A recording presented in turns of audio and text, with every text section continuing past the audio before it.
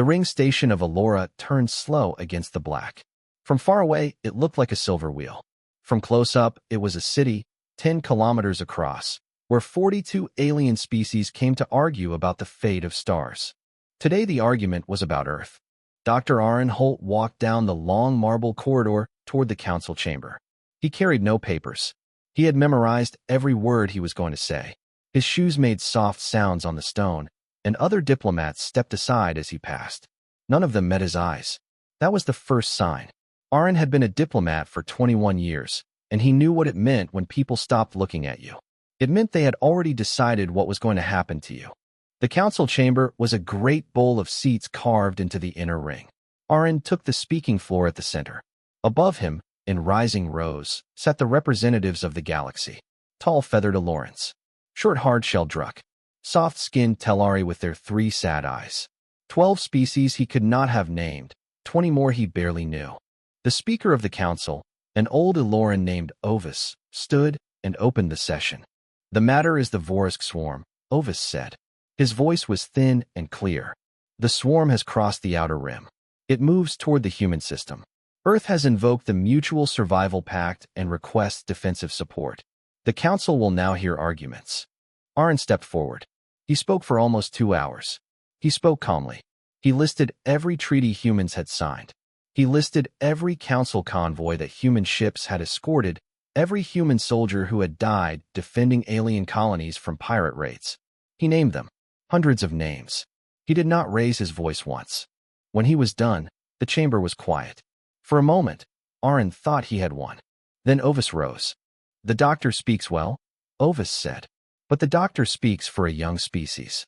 Humans have walked among the stars for less than 200 years. The Vorisk are an old enemy. To fight them, we will need ships. Many ships. Hundreds of ships." Ovis turned slowly so that all the rows could see him. "Humans breed quickly. Humans burn fuel like air. Humans have not learned the patience of older worlds. If we spend our ships to save Earth, we will be weaker against the swarm when it reaches us next. But if we let the swarm have Earth, the swarm will slow. Human bodies will slow it. Human cities will slow it. Earth will buy us time. Time we need." Aaron felt the cold rise up his spine. He had expected delay. He had expected demands. He had not expected this. "This is mercy," Ovis said. "Mercy for the many. The galaxy is older than one young world." The vote was called. Aaron watched the lights bloom around the chamber. Each seat had a small panel. Green for help. Red for no help. He watched the reds light up one by one. The Allurans. The Druk. The cold-eyed Velish. Some species he had drunk wine with the night before. Some species whose children he had carried in his arms. Red. Red. Red. The Telari voted green. The Korin voted green. A handful of smaller worlds voted green. 16 in total. 26 voted red. The speaker did not even look at Aaron when he announced the result. The motion to provide defensive support to Earth fails. The Mutual Survival Pact will not be invoked. Earth will face the Vorisk swarm alone. Any council member who interferes will be considered a rogue and engaged accordingly. This session is closed. Aaron stood very still. He felt the eyes of the chamber on him now. Now that the deed was done, they were finally willing to look. He turned without speaking, and he walked out of the chamber, and he kept walking until he was in his private shuttle in the docking ring. He sat down. His hands shook. He pressed them flat against his knees. Then he opened a secure channel to Earth Command and recorded a single short message. "No help is coming. You are on your own. I am sorry." He sent it. Far across the dark, on the bridge of the human cruiser Iron Wolf, Captain Riley Vance read the message twice. The bridge was quiet around her. The Iron Wolf was on patrol at the edge of human space, and the only light came from the long curved viewport and the soft green of the consoles. Her crew were at their stations. None of them spoke. Word traveled fast on a warship. They had already guessed. Riley was a small woman with short gray hair and tired eyes. She had commanded the Iron Wolf for 9 years. She had buried friends in 3 different wars. She read the message a third time, just to be sure she had it right. Then she looked up at her bridge crew. "Signal all human ships in the sector," she said. Her voice was even. "Recall to Earth. Quietly. No panic. No broadcast." The communications officer nodded and turned to his console. Riley walked to the viewport. Beyond the glass, the stars burned cold and far. Somewhere out there, a wave of 900 Vorisk warships was moving toward her home. She put one hand flat against the cold metal frame of the window. She stood there a long time, watching the dark. Then she turned, and she began to give orders. The war had started. Earth just did not know it yet. Rain fell on the Pacific the night Earth Command went to war. It fell in long gray sheets over a small fishing town on the coast of Chile, where no one knew that 2 kilometers below their feet, under the rock and the sea, the most important meeting in human history was about to begin. The fishermen mended their nets. The children slept. The lights of the town blinked on against the storm. And in the deep, behind blast doors thick enough to stop a moon, the lights of a buried war room came on one by one. The room was simple. A long steel table, 12 chairs, a wall of dark screens. No flags, no symbols.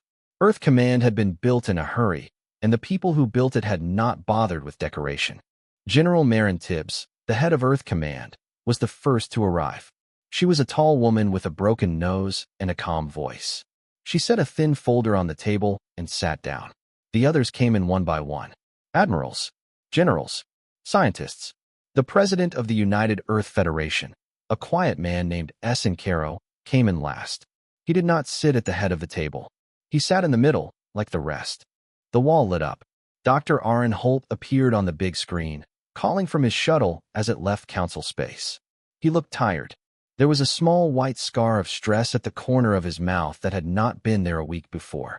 "You have all read the vote," Aaron said. "There was no point repeating it. I want to be clear about one more thing. The Telari and the Corinne voted in our favor. They have been ordered by the council not to help us. If they break that order, council warships will engage them.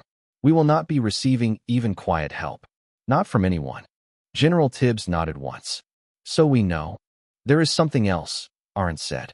"The council is not just letting the Vorisk have us. They are counting on it. Their plan is for us to slow the swarm down. They are not trying to save us. They are using us." For a long moment, no one in the room spoke. The rain above them was very far away. The only sound was the soft hum of the lights. President Caro folded his hands on the table. "Captain Vance is on the link," Tibbs said. "Riley, talk to us." The screen split. Captain Riley Vance appeared on the right, standing on the bridge of the Iron Wolf. Her uniform was clean, but her eyes were red. She had not slept. "Numbers," Caro said. "The Vorisk have 900 warships in the leading wave," Riley said. "There may be more behind. We do not know yet. We have 140 combat ships. Most of them are older than I am." The room was quiet again. "Can we hold?" Caro asked. "Not by fighting the way they expect," Riley said. "If we line up and trade shots, we will be dead in a week. The Vorisk are not smart, but they are many.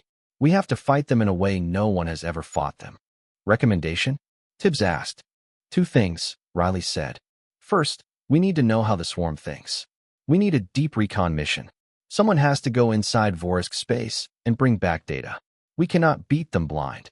Second, we need every shipyard, every factory, every old mining laser on the moon, on Mars, on the asteroid belt. We need to build like we have never built before. Not big ships. We do not have time for big ships. Small, fast, ugly, full of teeth." President Caro looked around the room. He looked at the screens. He looked at the rain icon ticking in the corner. He looked at his folded hands. Then he spoke the line that the survivors would later carve into stone. "Then we make every ship count for 10. The room moved. General Tibbs began assigning tasks. The shipyards of Luna, of Mars, of the Deep Belt were converted to full war production in the next 40 minutes. Old plans were pulled out of vaults. A mining laser called Hammerhead, designed 80 years ago to break asteroids in half, was put back into service as a ship killer. Every civilian transport in the inner system was ordered home for stripping and refit. The crews would be drafted, trained, and put back to work in 3 weeks. For the deep recon, Riley named her best officer, Lieutenant Mara Kate. Mara was 28 years old, smaller than most, quiet, with a face that was easy to forget. She had 3 black operations under her belt and 0 questions about right and wrong. Mara accepted the mission without changing her expression. "Go in. Find out how the Queen works. Get out. If it costs your team to bring the data home, the data comes home," Riley told her over a private channel. Understood, Mara said. That was the whole conversation. By the time the meeting ended, 3 hours had passed in the buried room, and 300 years had passed in the soul of every person at the table. President Caro walked out last. He stopped at the great blast door and looked back at the empty steel chairs. He stood there for almost a minute. Then he went up. Far above, on the dark side of the moon, the long, silent factories of Earth's quiet century were waking up. Thousands of small lights blinked on across the gray dust. Hidden bays opened. Crews ran to stations. No alien scan had ever found those factories, because no one had ever been told they existed. Humanity had been getting ready for a war like this for 100 years. Now it was here. The captured Vorisk scout ship smelled wrong.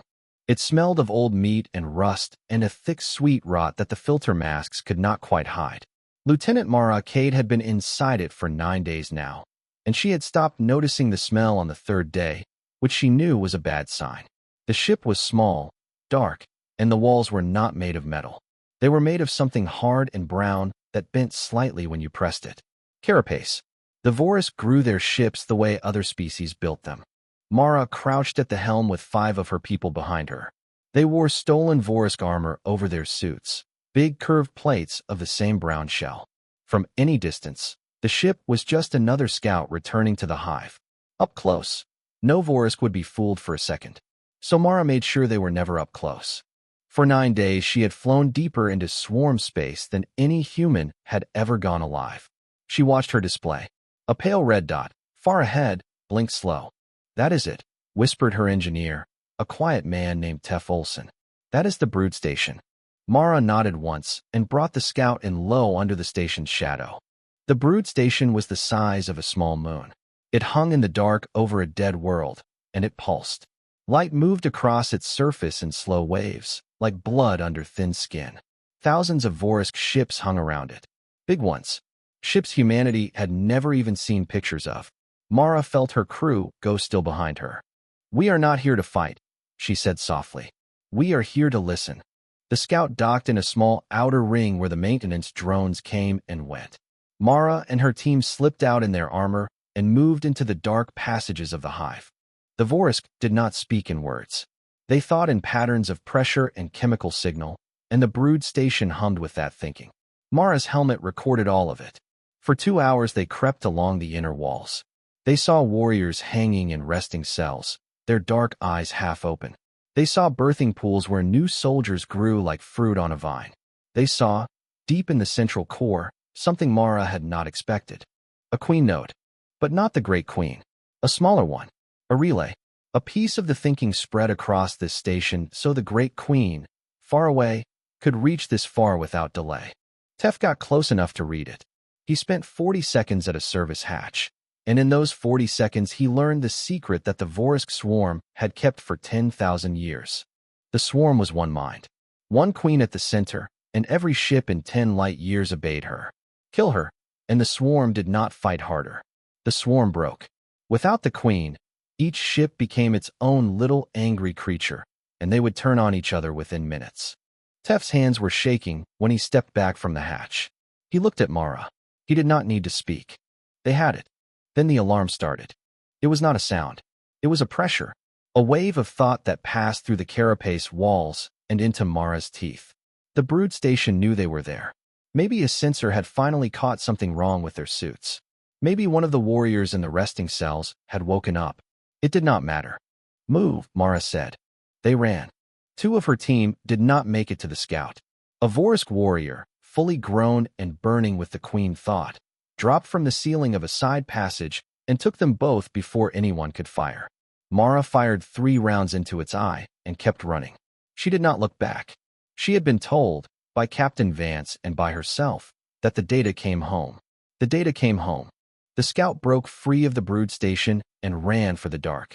Vorisk warships peeled away from the hive to chase. Mara flew low through asteroid fields she did not know, took 2 hard hits, lost her port engine, and made the jump back to human space with the last of her fuel. She landed at Earth Command 12 days after she had left. The memory crystal in her hand carried the full thought pattern of a Vorisk queen node. Far across the system, while Mara was inside the brood station, Captain Riley Vance was fighting her first real battle of the war. 40 Vorsk scout ships had reached the outer edge of human space. The Iron Wolf and 3 smaller frigates met them at a place called the Cold Reach, where a dead star hung like a coin in the dark. Riley did not line up. She did not trade shots. She seeded the approach lanes with mines. She fired off solar charges into the dead star, making its tired old surface flare and blind the Vorsk sensors.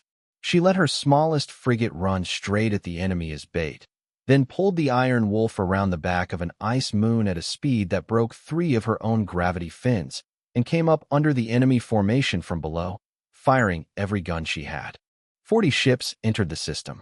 3 left. The Iron Wolf limped home with half a hull and a crew that had not slept in 6 days. Riley's left arm was in a sling. She walked off the bridge under her own power. In Earth Command, the tech team finished unpacking Mara's data. The screen showed one line in plain text. "The Queen can be reached. It will cost us everything." Riley read it twice. Then she went to find President Caro. On the ring station of Allura, the war was a show. In the upper rings, there were screens in every cafe. The screens showed the human war in slow loops. A burning Vorus cruiser. A human frigate splitting in half. The aliens watched while they ate. They placed quiet bets on how long Earth would last. 3 weeks. 5. Maybe 7, if the humans got lucky. Dr. Aaron Holt walked through those rings every morning. He had refused to leave Allura after the vote. Every day he walked the long way around the station, and he made the council see him. He did not speak to them. His face was the only human face on the station. When a drunk merchant saw Aaron passing, the merchant looked away quickly. When an Alluran child pointed and asked a question, the parents pulled the child along. Aaron just kept walking. He wanted them to remember every day, for the rest of their lives, that they had let his people die while they ate lunch. 3 weeks after the vote, Councillor Ovis filed his official report. The chamber was half empty. Most of the species did not bother to attend anymore. The Vorisk were heading the right way. The humans were dying on schedule, and there was nothing more to discuss. But Ovis stood at the speaking floor, and his feathers were not as smooth as they usually were. He spoke in a careful voice. "The human war is not progressing as expected," he said. "Voris casualties are 60% higher than the model predicted. Human casualties are also high, but the line is holding longer than any species in this chamber would have held. The Vorisk advance has slowed. Not stopped. Slowed. A small noise moved through the seats. Not loud, just a soft shifting. The council should consider," Ovis said carefully, "whether the original assessment of human capability was correct." He sat down. No vote was called. No motion was made. The council was not yet ready to admit it had been wrong. But Aaron, sitting in the visitor gallery, felt the change in the air. He had been a diplomat for 21 years. He knew the smell of a council that was beginning to be afraid of what it had done. That evening, a Telari diplomat came to his door. The Telari was named Sevenleaf. She had 3 sad eyes and a soft gray face, and she carried a small box wrapped in plain cloth. She did not come in. She stood in the corridor, and she spoke very quietly. "There is a second wave," she said. 800 Vorisk ships, coming from the deep rim. They will reach human space in 9 weeks. Aaron did not change his expression. "Why are you telling me this?" he asked. "Because the council voted no. The Telari voted yes. The Telari have not forgotten how to feel shame." She gave him the box.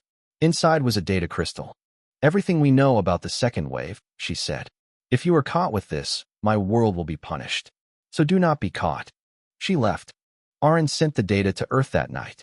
He used a smuggler's channel that the council did not know about, a channel humans had built for moments exactly like this one. The data reached Earth Command at the same hour that Captain Riley Vance was reading the report on Mara's mission. Riley read the new warning twice. Then she called every captain of every human ship to a long meeting on the bridge of the Iron Wolf.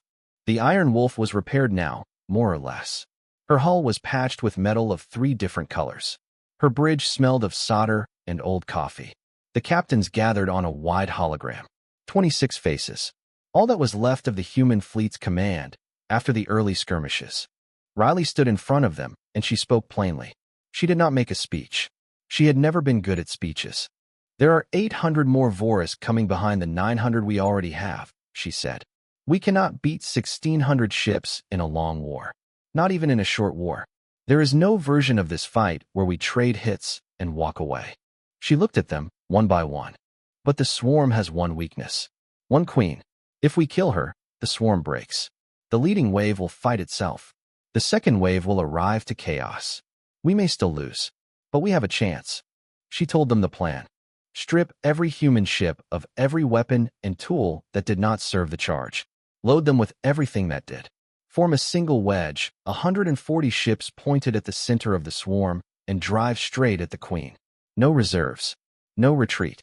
One charge. Lieutenant Mara Cade would ride at the very tip, in a stripped attack boat, the smallest and fastest thing they had. If anyone reached the queen, it would be her. The captains were quiet for a long time after Riley finished.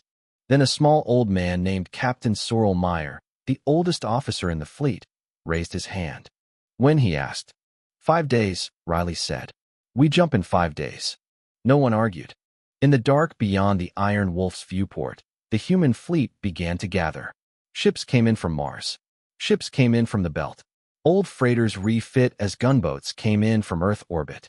The wedge formed slowly over 5 days, one ship at a time, and on the morning of the 6th day, 140 human warships hung in the dark in the shape of a single arrowhead, pointed at the heart of the swarm. On Elora, Dr. Aaron Holt looked out at the stars and did not sleep. The jump came at dawn. Not real dawn. There was no dawn in deep space. But every human ship in the wedge ran its internal clock by Earth time, and at the hour when the sun would have been rising over the Pacific, 140 human warships lit their engines and entered Vorisk Central Space together. They came out of the jump in a single arrowhead, sharp and tight, the Iron Wolf at the broad base and a small attack boat at the very tip. Lieutenant Mara Cade flew that boat. It had no name. She had refused to give it one. The swarm was waiting. 900 Vorisk warships hung in a great living cloud around the Queen node. They moved like a flock of birds, slow and patient.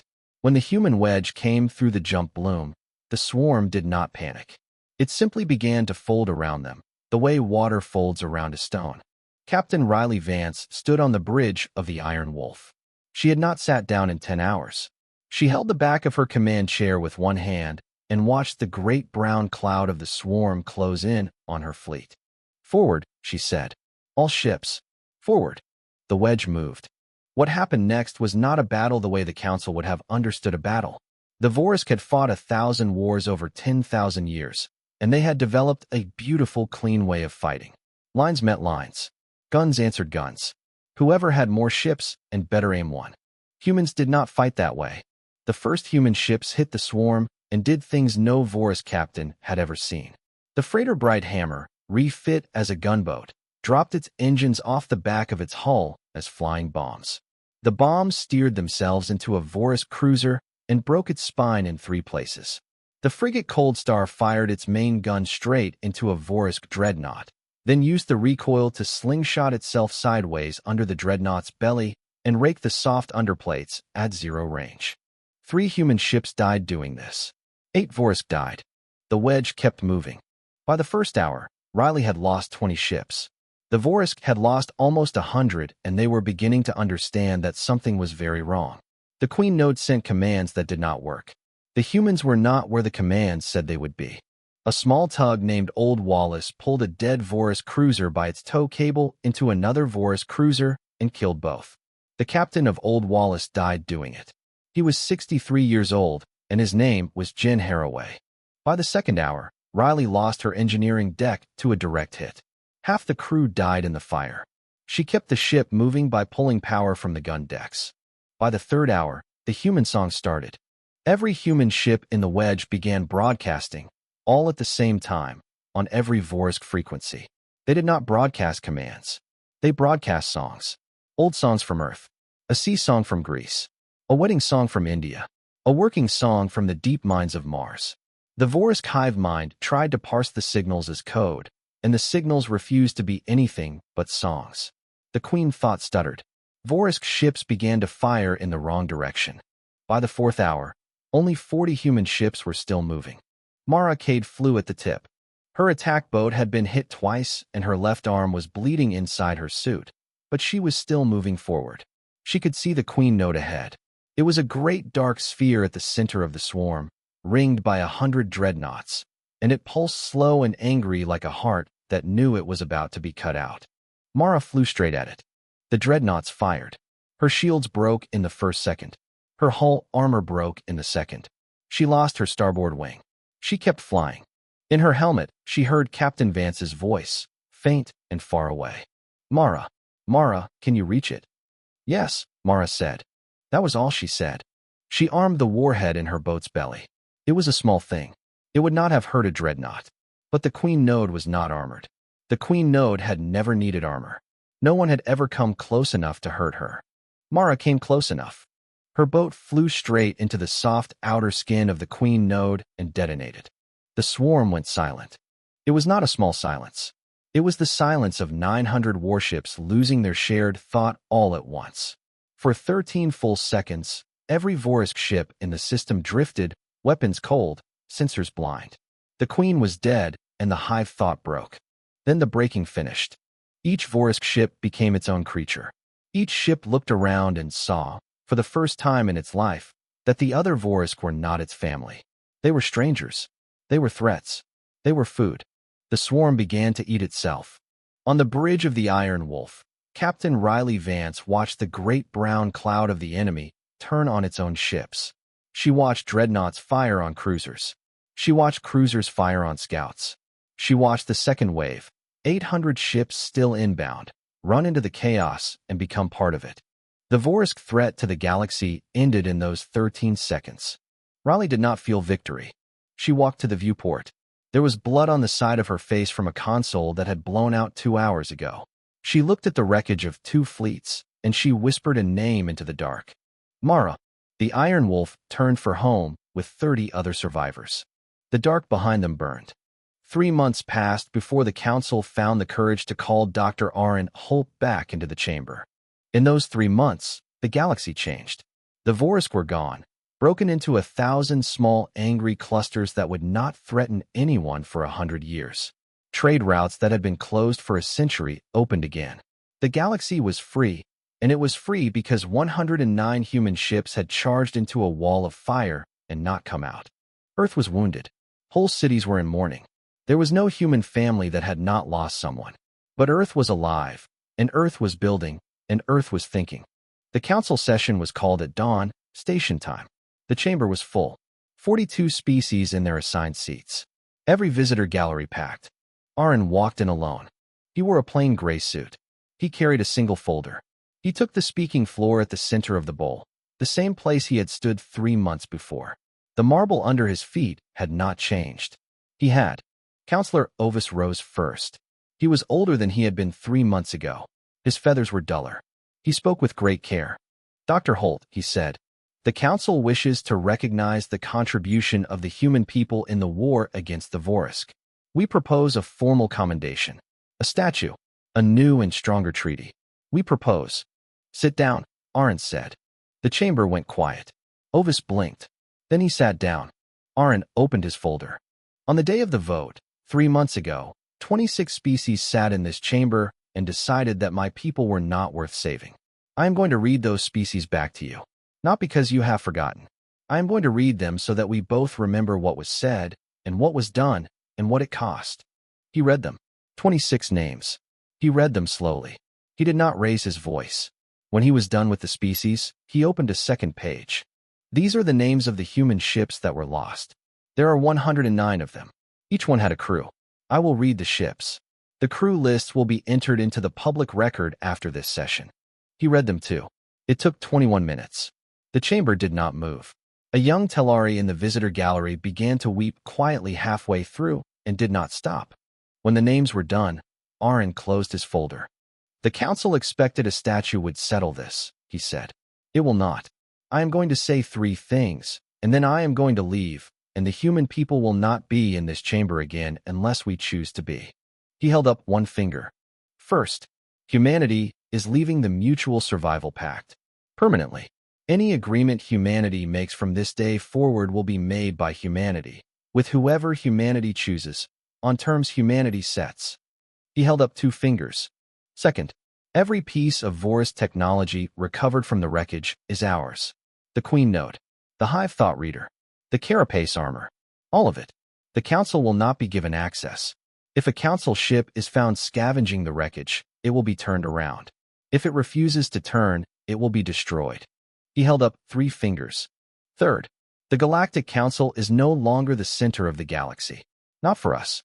Any species that wishes to deal with humanity will deal with humanity directly, ship to ship, world to world. We are done with middlemen. We are done with votes about whether we deserve to exist. He closed his hand. That is all, he said. Good day. He walked out. The chamber did not move for a long time after he was gone. Far across the dark, on the bridge of a rebuilt Iron Wolf, Admiral Riley Vance stood at the great viewport and looked at the stars. She wore the new Admiral's bar on her collar. She had not asked for the promotion. She had argued against it. President Caro had given it to her anyway, and she had accepted because there was nobody else left who had fought the battle from the inside and lived. The Iron Wolf had been rebuilt from the keel up. She was bigger now, faster, quieter. The hull was a deep matte black. She carried weapons no Vorisk had ever seen, and weapons the Council did not know existed. On the back wall of the bridge was a long sheet of dark metal. On it were names.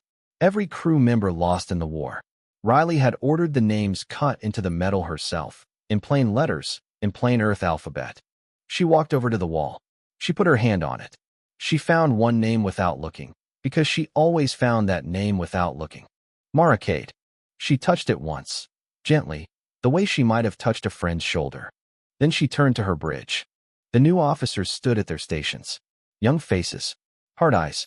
They had all volunteered. Every one of them. Course, Admiral? The navigator asked. Riley looked at the stars again. The galaxy was very large and very quiet. There were neighbors out there. Some good, some not. None of them had voted to save Earth. But that was the old galaxy. The new one was being made today. Set a course for the deep rim, Admiral Riley Vance said. Her voice was calm and even and not very loud. We have neighbors to meet. On our own terms this time. The Iron Wolf lit her engines. She jumped into the dark, leading a fleet that no longer answered to anyone. Behind her, Earth turned slow in the light of its small yellow sun, and for the first time in its short, loud history, the galaxy was a little bit afraid of it.